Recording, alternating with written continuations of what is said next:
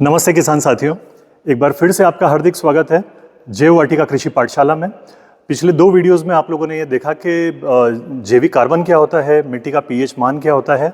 आज हमारा तीसरा विषय है विद्युत चालकता। तो मिट्टी परीक्षण के जो सबसे 3 मुख्य बिंदु होते हैं उसमें से 2 में हम लोग चर्चा कर चुके हैं। आज ये तीसरा विषय है। तो विद्युत चालकता को इंग्लिश में इलेक्ट्रिकल कंडक्टिविटी के नाम से भी जाना जाता है और रिपोर्ट के अंदर आपको ये ईसी के रूप में या विद्युत चालकता के रूप में लिखा हुआ दिख भी जाएगा। अब इसके लिए जो यूनिट या जो इकाई निर्धारित की गई है उसे कहा जाता है डेसीसिमल पर मीटर।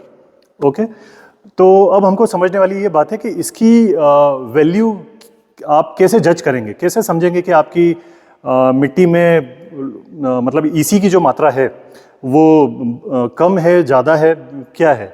तो आप वो समझने की कोशिश कीजिए। विद्युत चालकता सीधा सीधा संबंध रखती है मिट्टी के अंदर पाए जाने वाले सॉल्ट के ऊपर, यानी लवण के ऊपर। यदि सॉल्ट की मात्रा कम है तो ईसी कम आएगा, और यदि इसी सॉल्ट की या लवण की मात्रा बहुत ज़्यादा है तो ईसी का वैल्यू उतना ही बढ़ता चला जाएगा।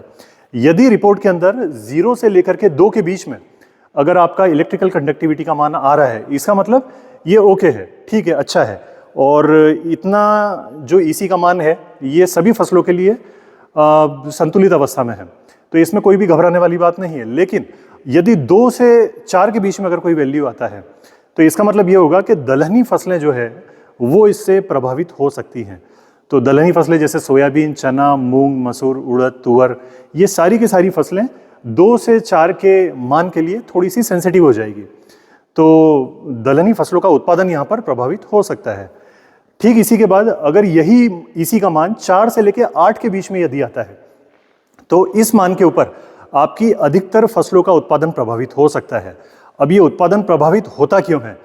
आपके द्वारा दिए गए जितने भी जो पोषक पदार्थ हैं वो सब के सब मिट्टी में पड़े हुए हैं। लेकिन आप लोगों ने जैसे देखा होगा उदाहरण के तौर पे कि हमारे घर में हम लोग लाइट, पंखे वगैरह सब चालू करते हैं विद्युत के द्वारा, इलेक्ट्रिसिटी के माध्यम से।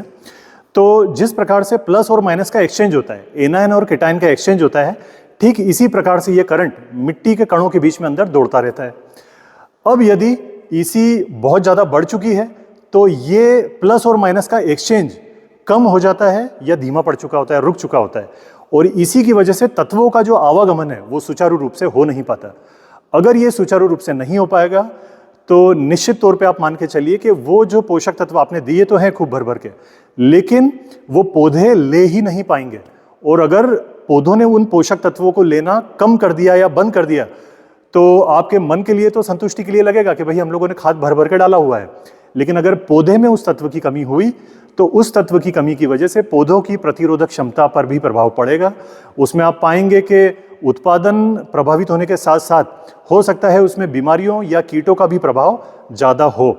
तो इसीलिए अब ये समस्या के लिए तो हम लोगों ने चर्चा कर ली है, लेकिन इसका निराकरण क्या है? यदि ईसी का वैल्यू बहुत ज़्यादा आ रहा है तो इसका एक ही निराकरण है भाइयों, वो आपको ये करना पड़ेगा कि बारिश के मौसम में आपको क्या करना है? खेतों में मेड़बंदी करना है।